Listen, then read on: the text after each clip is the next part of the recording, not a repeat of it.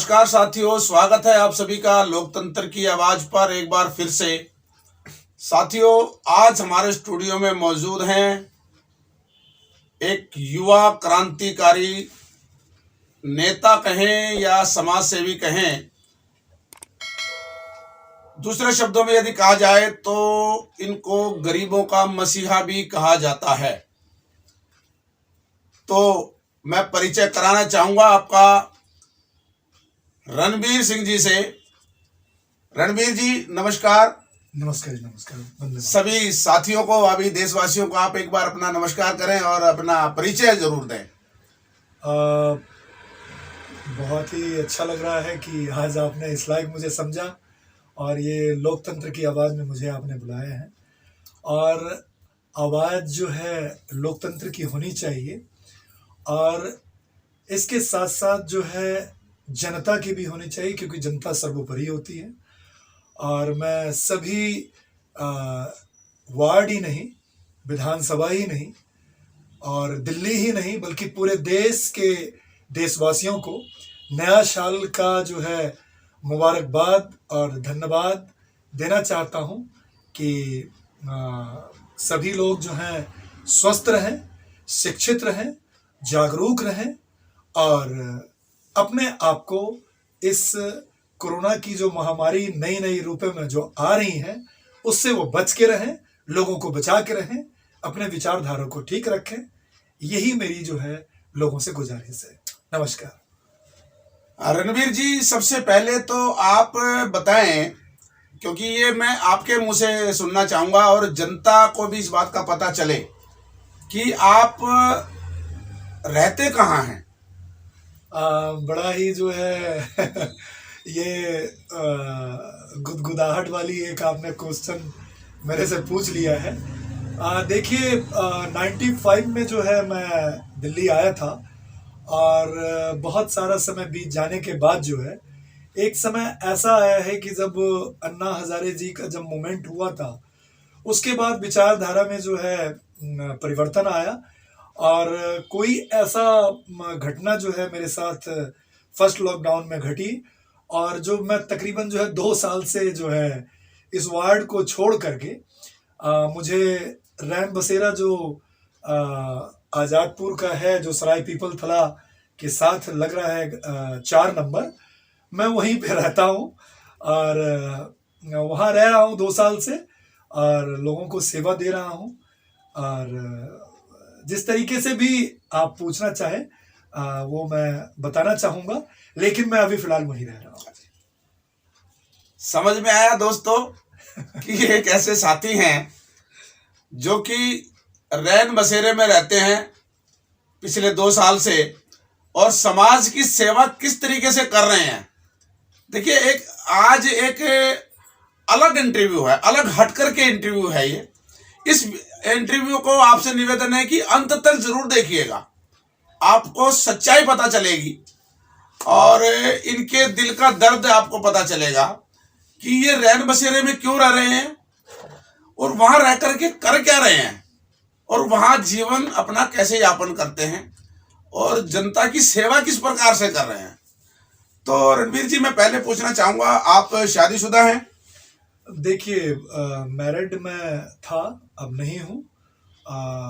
जो मिसेस का जो है लगभग 12-13-14 साल पहले जो है ब्रेन हेमरेज के कारण जो है वो उनकी मृत्यु हुई और उसके बाद जो मेरे जीवन में 2 साल 3 साल जो है डिप्रेशन का रहा। बहुत ज़्यादा नहीं था लेकिन हल्कापन था और उस डिप्रेशन में जो है मैंने ये देखा कि भाई ये कैसे दूर हो सकता है। तो फिर मैंने समाज का काम उठाना शुरू कर दिया कि भाई आपके दुख और दर्द कैसे हैं, क्या है।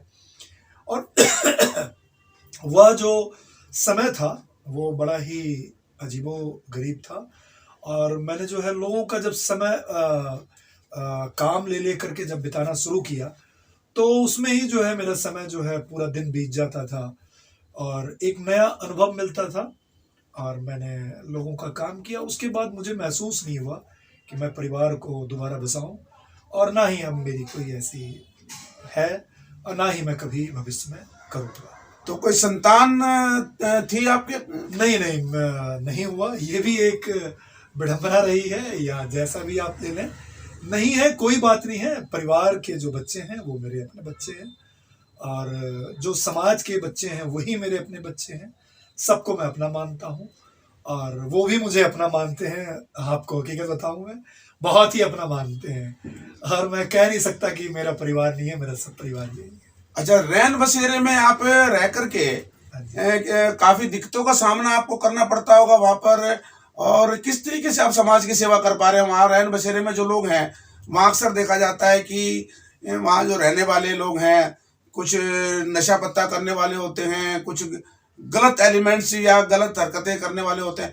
तो किस तरीके से वहां पर रहते हैं और किस तरीके से सेवा कर पा रहे हैं? देखिए, बहुत ही इंटरेस्टिंग क्वेश्चन है, और मैं आपके लोकतंत्र की आवाज के द्वारा ये बताना चाहूँगा। आपने मुझे बुलाया है और पूछ रहे हैं, तो जवाब देना मेरा बनता है। देखिए, क्या है कि रैन बसेरा जो जाना हुआ, कोई मैंने इस जगह का कोई चुनाव नहीं किया था कि मुझे वहाँ रहना है। जी। एक्चुअल क्या है कि यहाँ ही मैं F2 के 246 में मैं रह रहा था 5 साल से, सेक्टर 16 में। सेक्टर 16 में। उससे पहले मैं सरदार कॉलोनी सेक्टर 16 में रह रहा था, जहाँ की मेरी वोट है, गली नंबर 10 की, 9 की। यहाँ क्या हुआ कि मेरी जो है ना, इत्तेफाक से मेरी तबीयत खराब हो गई फर्स्ट लॉकडाउन में, और एक ऐसा मेरे साथ मैंने एक ऐसा इस तरीके का जो है वाक़या हुआ कि जब मैं बीमार हुआ, तो बीमार में मुझे ये तो अनुभव था ही कि भाई लोग मर जाएंगे तो उनके बॉडी को कोई हाथ नहीं लगा रहा है, किस तरीके का डॉक्टर जो है उसको हाथ नहीं लगा रहा है, दूर से ही उसको जो है ट्रीटमेंट कर रहे हैं। तो मेरे साथ भी ऐसा हुआ कि मैं 9 हॉस्पिटल जो है मैं 9 हॉस्पिटल को मैं घूम गया। लास्ट में मैं जो है लाल बहादुर शास्त्री हॉस्पिटल मैं पहुंचा, सारे हॉस्पिटलों को देखते हुए, और कई जगह तो मुझे कह दिया गया कि भाई जाओ, यहाँ पे तुम्हारा इलाज नहीं होगा। और फिर मैं वहाँ जब लाल बहादुर शास्त्री हॉस्पिटल गया, तो वहाँ जो है मैं बेहोश होकर गिर पड़ा। फिर मुझे होश आया तो मुझे डॉक्टर लोग मुझे देख रहे थे, और फिर मेरा इलाज वहाँ पे 2 दिन हुआ है। और इलाज होने के बाद जो है फिर मैं वहाँ से आज़ादपुर मंडी जो है, कोई मेरा एक दोस्त है, बहुत ही आप सब जानेंगे नहीं कि जिन लोगों के साथ मेरा उठना बैठना था, उन्होंने मेरे को कॉल भी नहीं किया, आप बता रहे हैं, और उनका फ़ोन तक नहीं आया। और नहीं आया कोई बात नहीं है, लेकिन एक ऐसा साथी है जिसका नाम है गजेंद्र सिसोदिया। वो नारियल बेचा करता है, और बहुत ही बढ़िया लड़का। मुझे विश्वास नहीं था कि ये लड़का मेरे साथ इस तरीके से करेगा। और 3 या 4 आदमियों का बड़ा ही रोचक जो है मेरे साथ, मैंने एक इंटरेस्टिंग जिसको कहते हैं कि सोचने वाली बात। एक तो बाबूजी हैं हमारे जो सेक्टर 9 में रहते हैं, गुप्ता जी हैं। उसके बाद एक राठौर साहब हैं, और एक जो है जगत नारायण सिंह आड़ती हैं, और ये गजेंद्र लड़का है। जो इन सबों ने मिलकर के मेरा इलाज करवाया, और रहने के लिए रैन बसेरा उन्होंने चूज किया। मैं कोई गया नहीं, और वहाँ जो है वहाँ गया तो मैं तो मैंने मूर्छित था, जो कहते हैं मुझे होश नहीं था। लेकिन रात का वक्त था जब उन्होंने मुझे वहाँ पे जमीन में जो है, सब लोग जमीन में ही सो रहे थे, और मुझे जमीन में ही मुझे भी मिला। और आप मानेंगे नहीं कि मुझे होश आते आते मुझे 10 दिन लग गया, और सबको पता लग गया था कि ये बीमार है।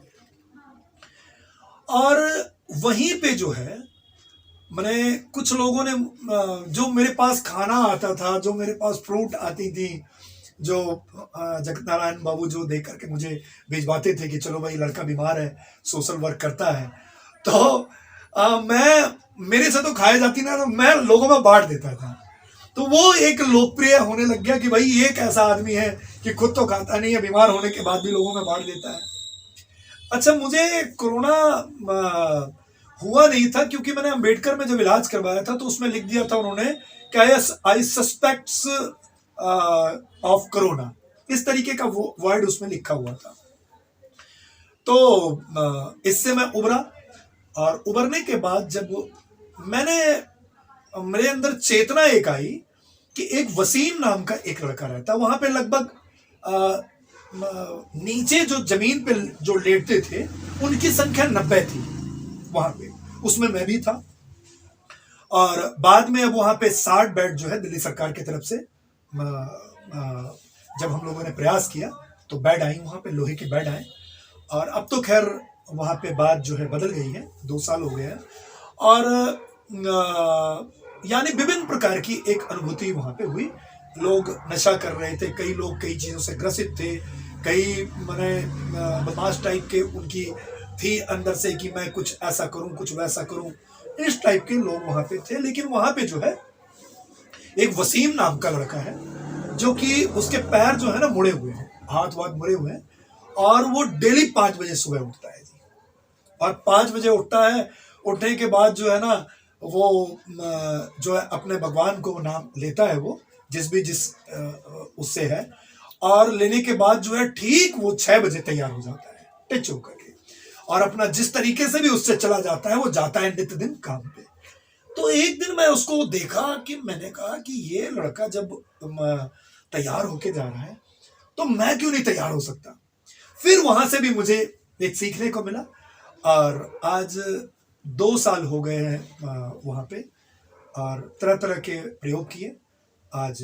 क्योंकि देखिए एक अकेला केयरटेकर नहीं कर सकता, केयरटेकर को जो है ना मैंने आपको साथ देना पड़ेगा जी। तो मैंने केयरटेकर को अपना छोटा भाई या जैसा भी उसने मुझे माना, मैंने बनाया, उसको प्यार मोहब्बत दिया, और तरह तरह की जहां भी जो सुविधाएं थी दिल्ली सरकार के अंदर एमसीडी में जो भी थी, जिन लोगों से भी मुझे वहां पे दिल्ली पुलिस का वहां पे सहयोग करवाना था, यह सारी चीजें करके वहां जो गलत जो एक सिस्टम था उसको मैंने कहीं ना कहीं दूर करने की कोशिश की।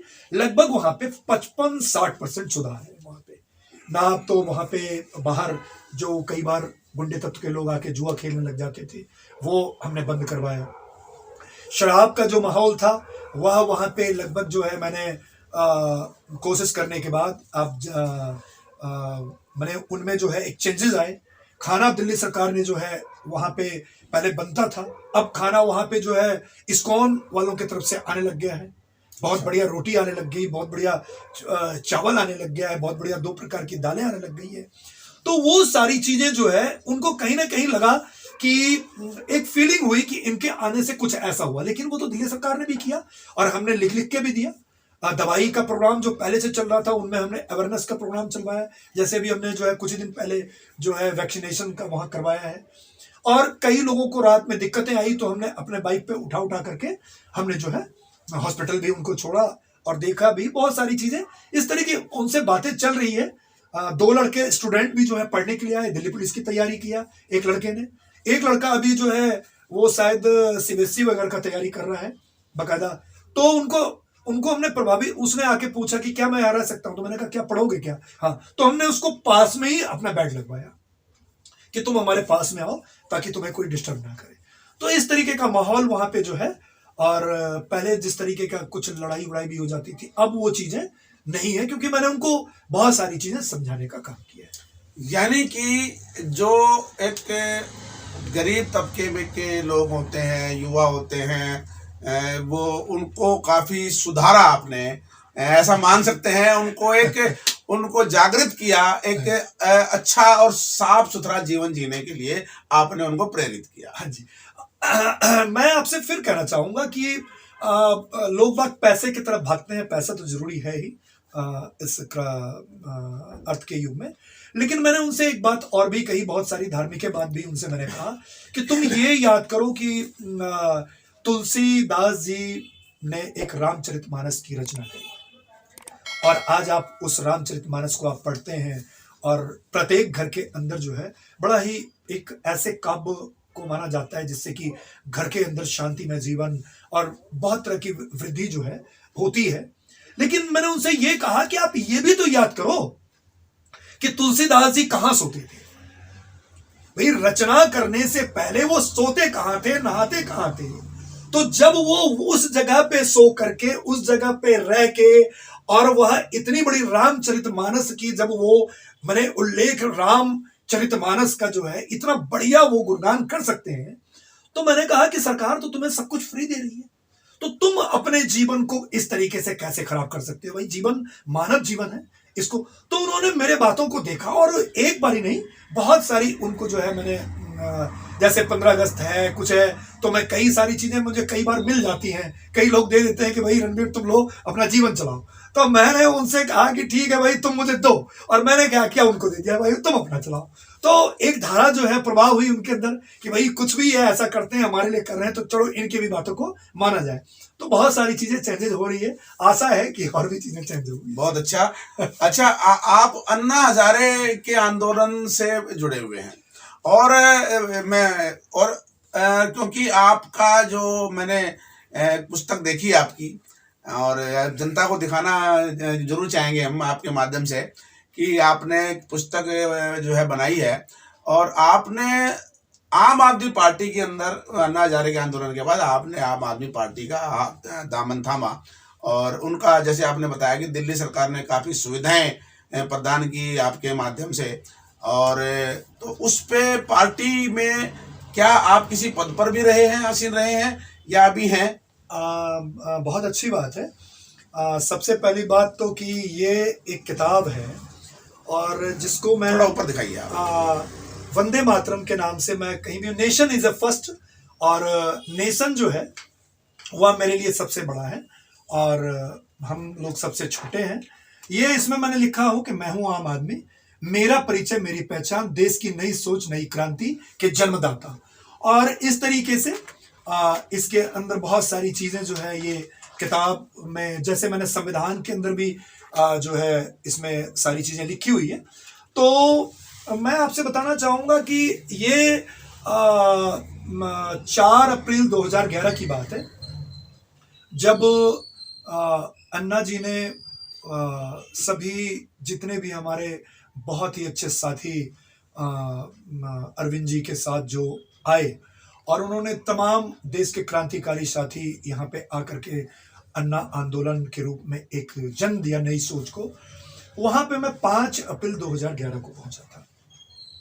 तो जब मैं वहां पहुंचा तो वहां जसपाल भट्टी साहब जो है, वो जब पीवी नरसिम्हा राव के समय पे जब उन्होंने एक भ्रष्टाचार के लिए एक मूर्ति बनाई थी, तो उन्होंने एक मूर्ति अपने सिर पे वही वाली मूर्ति ला करके, 3-4 साथी थे, वो ढोल मजीरा बजा रहे थे, मैं भी उन्हीं के साथ अंदर प्रवेश कर गया। तो वह 5 अप्रैल 2011 का था। मैंने वहीं पे जो है जो भी 2.5-3 दिन बिताना था मैंने बिताया, और पहला आंदोलन में मैंने भाग लिया, और मेरी 10 रुपए की एक वो स्लिप काटी गई थी। तो आसाम के कोई बहुत ही बढ़िया वो थे, अरविंद जी के साथ ही जुड़े हुए थे, तो वो थे, उनका नाम मैं भूल गया हूँ, और नंबर वंबर भी था, लेकिन अब तो खैर नहीं है। लेकिन उन्होंने जो है हमें पार्टी के अंदर नहीं बल्कि आंदोलन के अंदर हमें जो है एंट्री करवाया था, और उसी समय से हम लोग जुड़े हुए हैं। आज पार्टी में मेरे पास जो है मंडल से लेकर के, ऑब्जर्वर से लेकर के बाहर कई बार जो है कई स्टेट में जाकर के मैंने किसी ज़िले का मैं प्रभारी भी बना हूँ। अभी हाल फिलहाल ही जो है हमारे जो प्रदेश अध्यक्ष हैं वह गोपाल राय जी हैं, और रेहरी पटरी के जो प्रदेश अध्यक्ष हैं वह माननीय श्री हमारे जो है अमित शर्मा जी हैं, और बहुत ही जुझारू हैं। और हमारे जो पहले प्रदेश अध्यक्ष रहे रेहड़ी पटरी के, वो श्री राघवेंद्र पांडे जी रहे, जो इसी ब्लॉक में यहाँ पे रहते हैं, और एज ए राजनीतिक गुरु भी हमारे हैं। बहुत सारी चीज़ें मेरी उन्होंने हेल्प की है, मैं कभी भूल नहीं सकता हूँ जी। और आज जो है रेहड़ी पटरी के जिलाध्यक्ष पे दोबारा मैं हूँ। अच्छा, समाज के सेवा के जो कार्य हैं, और किस किस तरीके के आप कार्य कर रहे हैं समाज के अंदर? देखिए, मैं पर्टिकुलर सही बताऊं कि जैसे लोग बागों ने एक मुहिम चलाया आधार का, पेंशन का, इसका उसका, बहुत तरह का चलाया। माफ कीजिएगा, मैं इस तरीके की, क्योंकि मेरे पास इस प्रकार की कोई मैंने रही नहीं आर्थिक का स्रोत। और क्योंकि आदमी एक ही तरफ देखेगा, या तो आप फुल टाइम सोशल वर्क में दे, तो नहीं हो पाया जी। उस प्रकार का नहीं हो पाया मेरे से कि। लेकिन अगर किसी ने भी मुझे किसी भी प्रकार का दिल्ली से भी अगर कॉल किया, इवन मुझे एक बार ही मुझे मैंने यूपी से कॉल आया जी। कि मुझे आपका नाम सुनने में आया है, क्या आप मुझे यहाँ पे बिजली का कुछ मुझे मदद कर पाएंगे क्या? तो मैं, आप मानेंगे नहीं, मैं हापुड़ में जाकर के मैंने वहां पे उनको मैंने मदद किया। और उनके नाम पे 2 आईडी बनी हुई थी।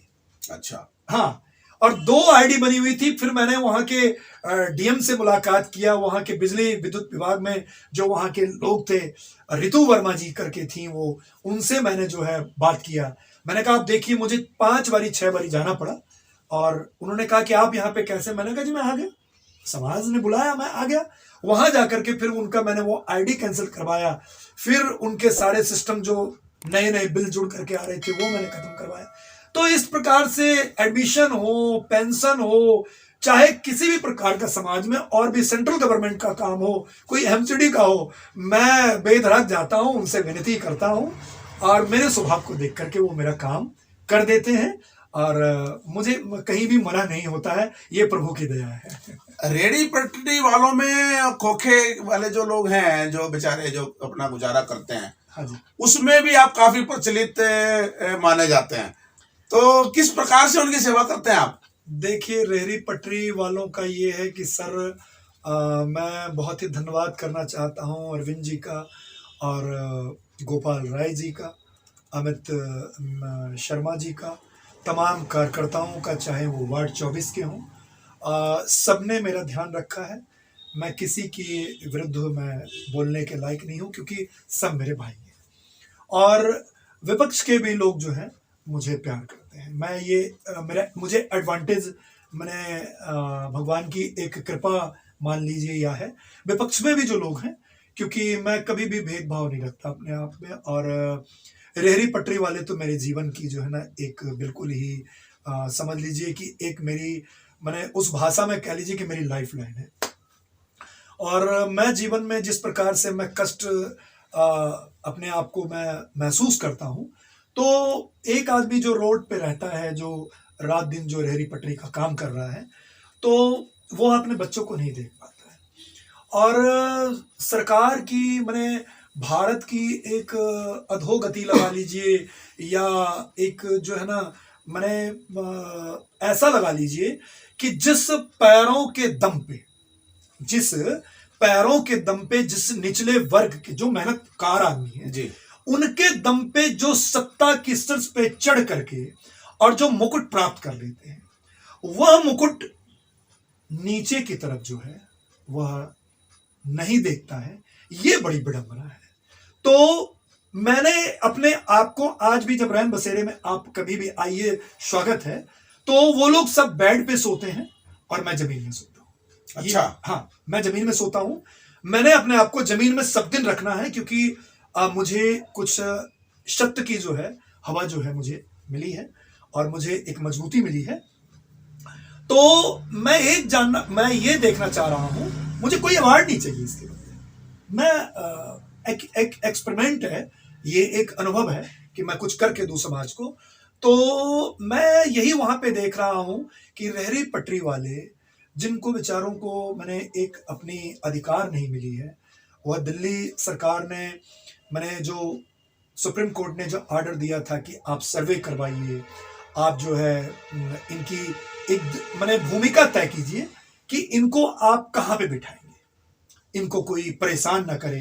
क्योंकि कई बार हो जाता है रेहड़ी पटरी वालों से भी, कई बार छोटी मोटी माइनर सी बात है, बेचारे परेशान रहते हैं, गलतियां हो जाती हैं। तो गलती मानव से होता है, और मानव ही जो ऊपर बैठे हुए हैं वह उसका समाधान करेंगे। जी। गलती मानव करेगा, मानव ही उसका समाधान करेगा। तो मेरा एक ही कहना है कि उस बात में जो मेरी भूमिका रही कि उनके सर्वे करवाए जाए, वो कहाँ जाएंगे बेचारे? रेहड़ी पटरी चलाएंगे, या जाके अपनी सेवा करवाएंगे, या सर्वे करवाएंगे? कहाँ, कौन सा काम करवाएंगे? इस चीज में मैंने जाकर के उनके सारे पेपर तैयार करवाए, शर्वेयर को बुलाया, जो यहाँ की RWA थी, उनसे भी कुछ लोगों से मैंने बात करने की कि भाई ये लोग यहीं पे ठीक हैं, इनका व्हाट्सएप ग्रुप तैयार करवाया। इनके हर दिन मैं एक बारी दो बारी जरूर इनसे मिलता हूं। अभी इनको दिक्कत आ गई थी, दिल्ली पुलिस को कुछ दिक्कत आ गई थी कि भाई रेहड़ी पटरी पे भी जो लोग गलत एलिमेंट्स आते हैं तो वहाँ जा कर के जो है कोई ना कोई वारदात करते हैं। तो मैंने अपने MLA साहब से कहा, MLA साहब ने बहुत ही अच्छा उसके अंदर 4-5 बारी SHO साहब को फोन किया। फिर विपक्ष में भी जाकर के मैंने सांसद महोदय का मैंने लिया, वहां पे सेवा उनकी ली। कौन से सांसद के पास गया? ये मैं गया था हंसराज जी के पास। अच्छा। उन्होंने भी मोहब्बत भरी निगाहों से देखा, और हमारे MLA साहब ने भी DCP को फोन किया, उन्होंने भी फोन किया।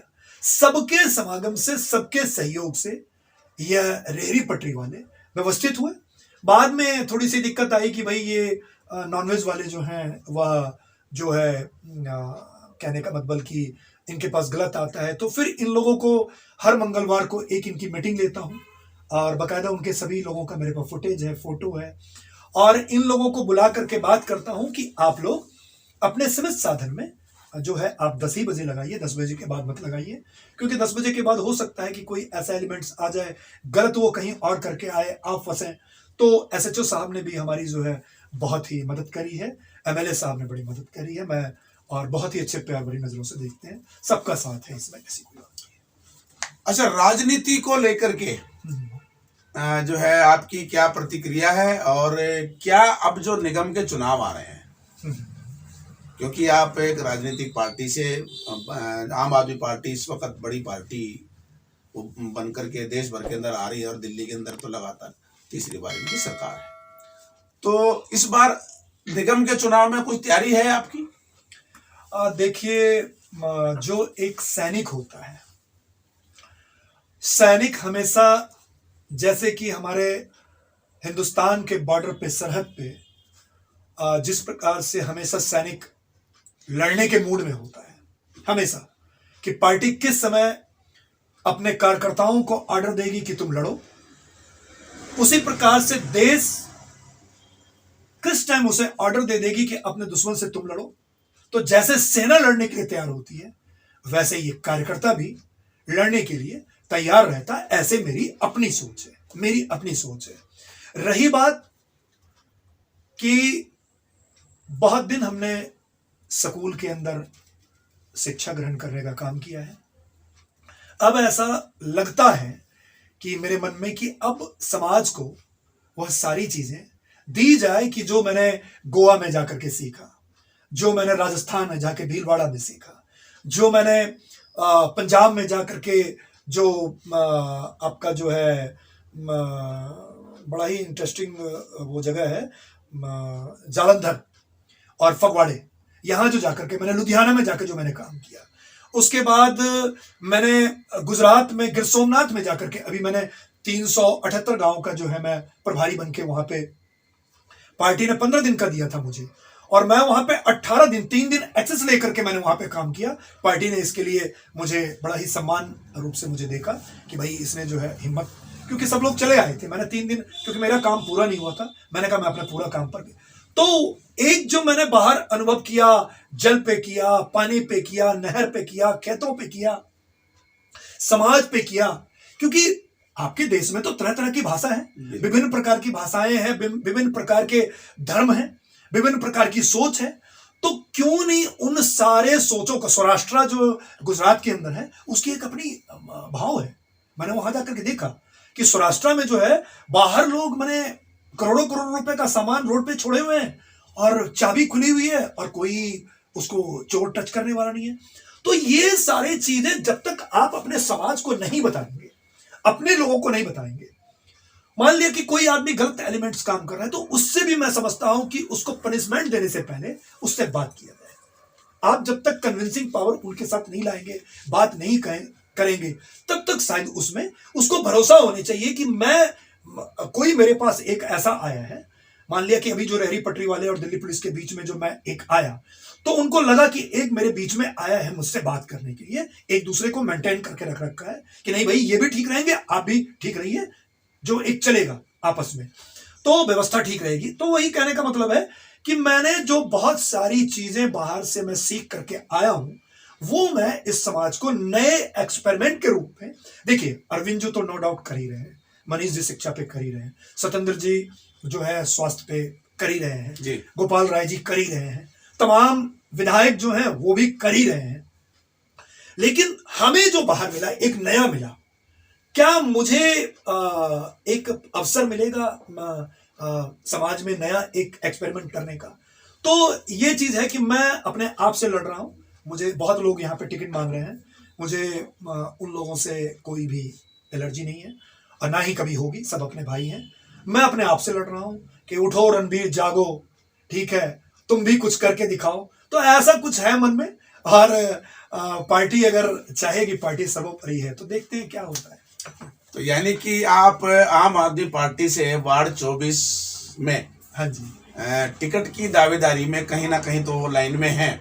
हाँ, मैं आपसे फिर कहना चाहूंगा कि ये जो मेरी किताब है जी, इस किताब के अंदर मैंने लिखा हुआ है कि ये किताब जो है वार्ड 24 एंड रिठाला विधानसभा से दिल्ली नगर निगम चुनाव 2022 की उम्मीदवारी हेतु प्रार्थना पत्र। तो ये मैंने प्रार्थना कर रहा हूं और अपने पार्टी से, अपने तमाम बड़े जो संगठन के जो लोग हैं कि ठीक है, वह कार्य मैंने जरूर नहीं किए हैं, लेकिन मेरे हाथों से अचंभित भी कुछ कार्य हुए हैं जो मैं ही कुछ सोचता हूं कि क्या यह मेरे हाथों से काम होना था। वो बहुत सारे कार्य हैं। अच्छा रणबीर जी, क्योंकि चुनाव में हाँ जी, यदि पार्टी आपको टिकट दे देती है, हाँ जी, चुनाव लड़ने के लिए तो ढेर सारा आज का जो एक बना हुआ है, एक ट्रेंड बना हुआ है, हाँ जी, बहुत सारा पैसे की जरूरत होती है। बहुत अच्छी बात है। तो और प्रचार में भी खर्च होगा, चुनाव लड़ने में काफी बड़ा खर्च होता है, तो उस पर आपकी क्या तैयारियां हैं? यदि पार्टी आपको टिकट क्यों दे, बिल्कुल कड़वा सवाल, कि पार्टी आपको टिकट क्यों दे, कि क्योंकि फाइनेंशियली आप कहीं पर भी इतने स्ट्रांग दिखाई नहीं दे रहे हैं जैसा कि समाज में ये बात कही जाती है। बहुत ही बढ़िया सवाल है। आपने इस सवाल के अंदर जो है खंजर लगा करके मुझे पूछा है जी, और मैं खुश हूं। इस खंजर के लगने के बाद भी मैं खुश हूं कि देखिए, मैं आपसे फिर कह रहा हूं कि जब अरविंद जी ने चुनाव को लड़ा था, तो अरविंद जी के पास भी जिस प्रकार से एक कांग्रेस ने बनाया हुआ था कि भाई पैसे वाले ही लड़ेंगे, बाहुबली लड़ेंगे, जी, है जी, पैसे वाले लड़ेंगे, चर्चित नाम लड़ेंगे, वो ही जीतेगा, है जी। तो मैं आज एक आपसे फिर कह रहा हूं कि अनंतपुर साहब का मैं एक बड़ा ही इंटरेस्टिंग लेता हूं कि गुरु गोविंद सिंह साहब जी जो हैं वह बैठे हुए थे, अपने पूरे उनके सामने सभा लगी हुई थी, और उनके पास एक वर्ड मैंने कहीं से आया कि भाई एक मतवाला हाथी जो है वो आ रहा है, शराब मदरा पिला करके उसको भेजा गया है, उसमें खंजरें लगी हुई है, तलवारें लगी हुई है, तरह तरह के ढाल लगे हुए, मर नहीं सकता, और जो है वो आएगा तो सबको मार ही देगा। तो उन्होंने कहा कि है कोई सूरवीर? तो भाई विचित्र सिंह जी जो थे वह उठे और उन्होंने कहा कि महाराज, आपकी अगर कृपा हो मेरे ऊपर, आपकी अगर नजर हो मेरे ऊपर, तो आप मुझे भेजें।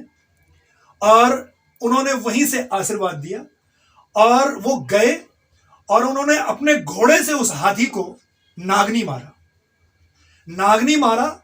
और नागनी मार करके अकेला गए, नागनी मारा और वो सातों ढाल जो है पार करते हुए, और उस मतवाले हाथी के, मगरूर जो हाथी था, जो मदरा में मस्त था, पागल, उस हाथी के पूरे मगज में जाके लगा, सिर में लगा, और वो वापस ही फिर वह घूम के अपने ही सेनाओं को मार दिया। यह मैंने इसलिए बताया क्योंकि उन्होंने एक बात कही थी कि मैं 1.25 लाख से एक लड़ाऊं था मैं गोविंद सिंह नाम का।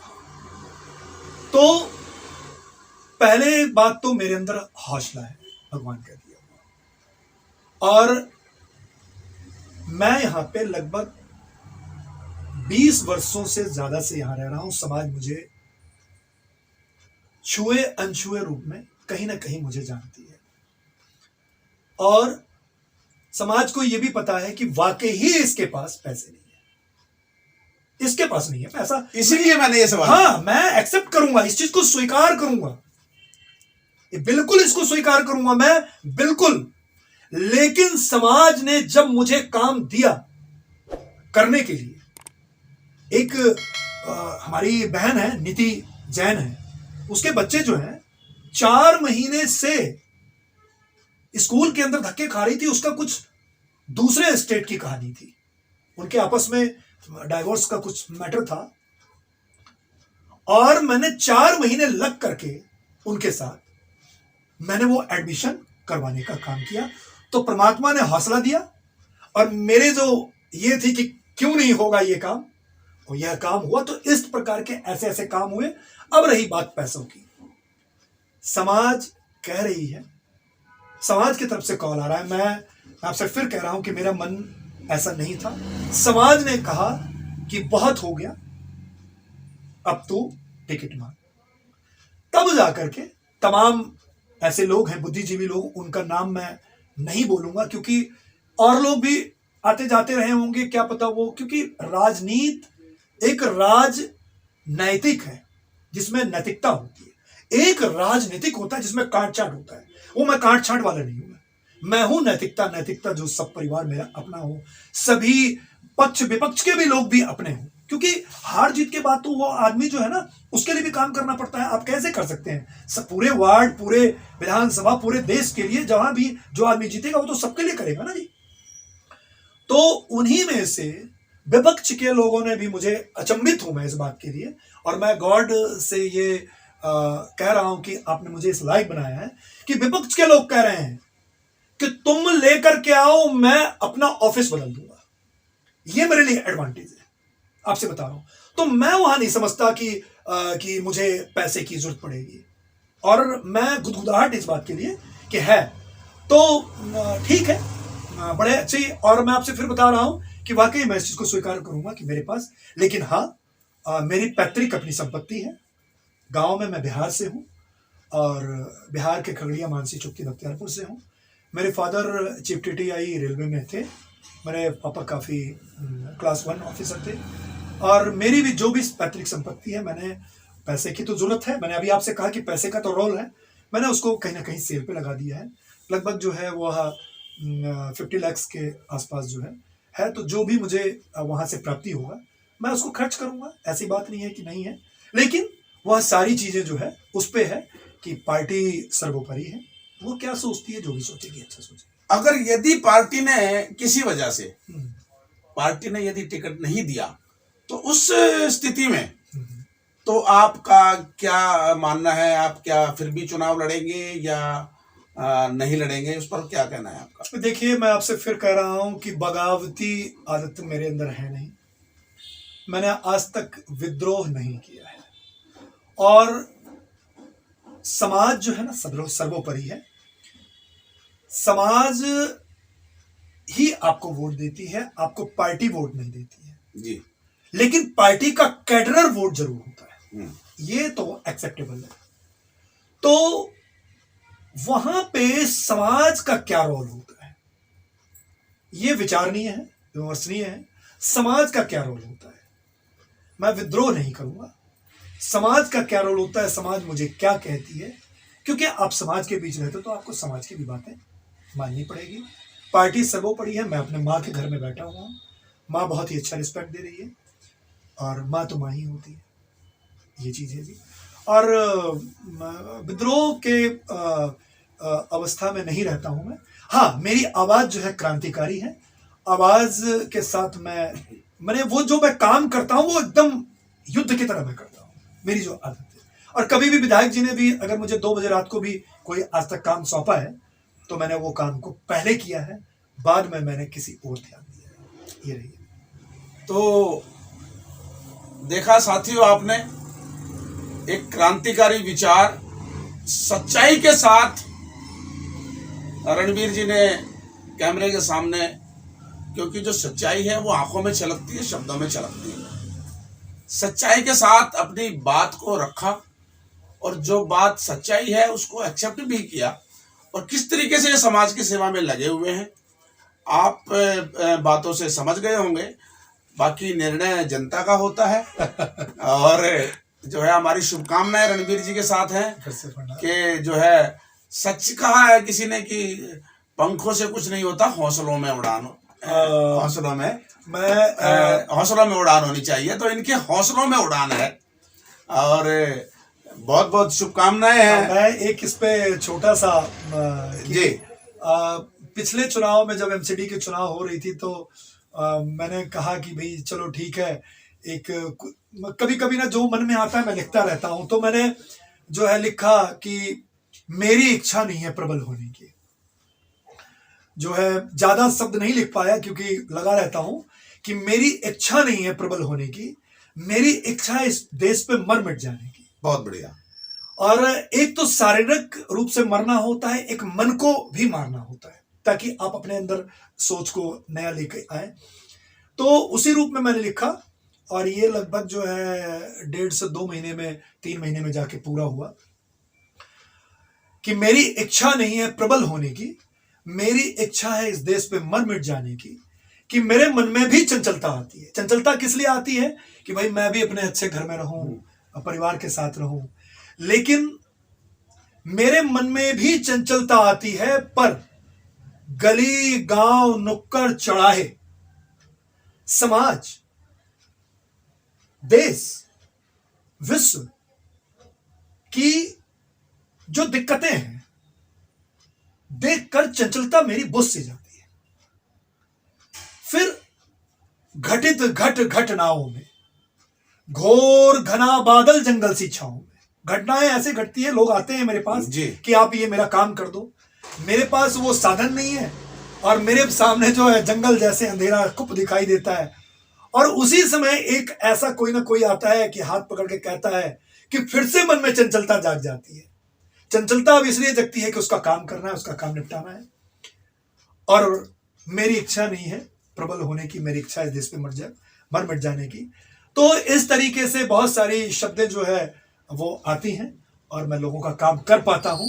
ऐसे मैं प्रभु से कहता हूं कि आप शक्ति देते रहें और सबका जो है आशीर्वाद मेरे ऊपर बना रहे। तो साथियों, ये हैं रणवीर सिंह जी। आपसे बात करके बहुत अच्छा लगा और उम्मीद करता हूं कि जनता को भी ये इंटरव्यू जरूर पसंद आएगा। साथियों, जैसा कि मैंने शुरू में ही कहा था कि इस इंटरव्यू को पूरा देखिएगा, आपको आनंद आएगा, आपको सत्य पता चलेगा। यदि ये इंटरव्यू आपको पसंद आया हो तो इसको अधिक से अधिक शेयर कीजिएगा, कमेंट्स कीजिएगा, चैनल को सब्सक्राइब कीजिएगा। दोबारा कह रहा हूं कि इस इंटरव्यू पर आप अपने कमेंट्स अवश्य कीजिएगा, ये हमारा निवेदन है। और शुभकामनाएं हैं रणवीर जी, हमारी ओर से आपको। आप इसी तरह से समाज की सेवा में लगे रहें, ईश्वर आपकी मनोकामना पूर्ण करें। धन्यवाद। लोकतंत्र की आवाज से आर के पांचाल। जय हिंद, जय भारत।